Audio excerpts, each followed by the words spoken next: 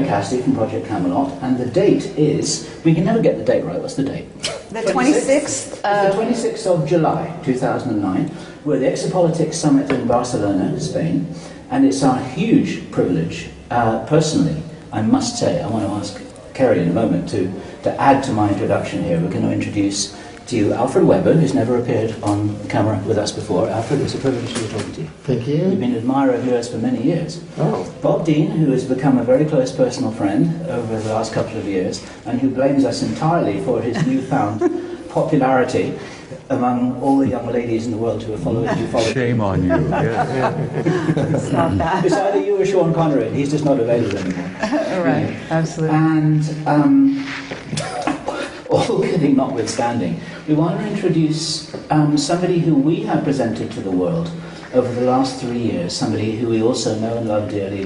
He's become a personal friend for even longer than Bob has, and we called him Henry Deacon, which seemed like a good idea at the time. And I can't even start to call him his real name because I can't even remember it, because for me he's forever Henry.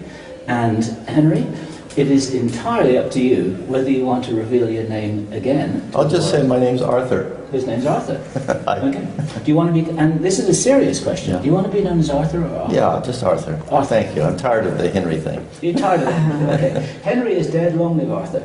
So, In Camelot. and Camelot, exactly. That's right. It's got something to do with the king. See, he stole your name. There you Yeah. go, in this life. So I'm taking up valuable time here because we're under some limited time because Bob's in demand, as I just said, and he's got to rush off to his next appointment. And one of the reasons why this is an important conversation is because yesterday afternoon at the Exopolítica Summit, when Bob Dean was giving what I have put on our website and described as the most magnificent presentation at any UFO conference that I have ever heard, and I'll say this again on record, it's fabulous, and we will link to that here. He was affirming the reality of bases on the Moon and Mars, and showing us photographs that have never been shown before, at least as far as I'm aware. And it's extremely important testimony, and in a minute Bob will tell people, I'm quite sure, how he feels that now he is under orders from someone, somewhere, to speak out like he hasn't spoken out before, and we salute you for that. This is a very brave thing that you're doing. It's incredibly important. And one of the things that links the three witnesses that we have here, that we can call you witnesses, is something that we could dub the Martian connection. And with that, I'm going to hand over to Kerry, because I'm talking too much already. Kerry. Okay, well, just hold on 1 second. Just something really simple before it slips my mind. I was just sitting in the audience during the conference, and Herman was next to me, and something popped on the news that was on C-SPAN that I sent you, and I just wanted to remind about that. Was one of the astronauts was talking about this too. Buzz Aldrin was talking about having a monolith on one of the moons monolith of Mars, on the moon. and that just popped up in the last couple, 3 days. On the moon. No, on Phobos. On Phobos. On the moon of Mars. Yes, Right, okay.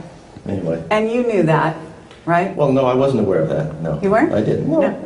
But you told us about a monolith at one point. Yes, I have. Do you recall that? Yes. Yeah. That was a different monolith. They're all over the place. Yeah.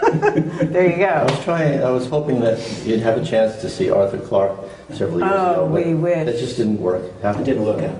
Actually, it's interesting you mention him because we just talked to another whistleblower this morning, and he knew Arthur Clarke also. So the two of you have something else in common.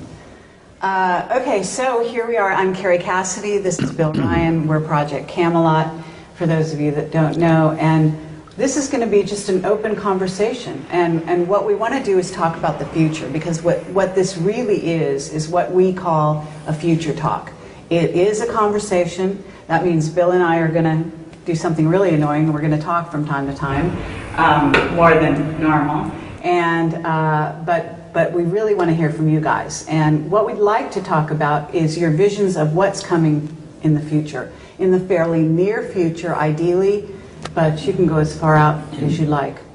And why don't we start with Alfred Webre? Oh, thank you.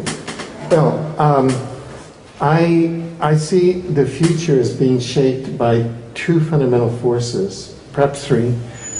One, a series of cosmic cycles which are synchronistically happening at the same time during solar cycle 24, which is 2009 to 2020, with the solar maximum being around 2013, 2012 to 2015. The time acceleration matrix, which is an adaptation of the Mayan calendar, so that as we move into 2011, the black hole at the center of the galaxy, which really mediates a lot of our thoughts, will be slipping over into universal consciousness, non-dualism. And finally, what some people call galactic genetic engineering, and that is the power of the black hole at the center of the galaxy really to begin to activate our DNA, 97% of which I understand is not active now. It's kind of, they call it junk. They call it junk, but it isn't junk. Right, exactly. So these are all sort of raising the capacity of not only the human beings, but of all living things to a new frequency, a new understanding, a new kind of social contract, if you want to put it that way. Yeah, and I think, Arthur, you could maybe talk to that because you might have a different. I don't know if you call yourself a physicist officially. No. But you certainly have some expertise in that area. Well, I don't have expertise, but in some of what he just said. But you took some of the words out of my mouth, so you already said what I would have said about all these. Well, as David Wilcock's talking, he's making a movie called Convergence, and this is what's happening. It's all these various things are all just converging. I was looking at a little child yesterday, a little girl, and seeing her eyes, and I could see the difference, of those generations. You can see it even in someone maybe 20 years old, that they're already very advanced, consciously advanced. Arthur, when we met you for the first time, which was almost 3 years ago, I remember very, very clearly that this is one of the first things that you told us. You said the big issue right now is that everything is happening at once, yes, or just about to. Yeah. Can you delineate, can you list what are those factors that are happening at once? Well, just so people know what we're there talking are about. physical factors already just mentioned. The cyclic factors, very long cycles and short cycles, the effect of the star, the sun here, the changes in the spectral changes of the sun, and things that I guess can't be measured. I don't know. For me, it's an intuitive type of feeling, and not a scientific thing. I'm not sure. But there are things that you have been briefed Well, you've always talked about the environment. You've talked about what was planned in terms of viruses that were planted around the world, sort of like time bombs almost. Well, and you also talked about a rollout that would affect our economy, et cetera, et cetera. Well, these are different from the changes. I mentioned novelty theory, which Terence McKenna, who's deceased now, who lived in the Big Island of Hawaii, I believe.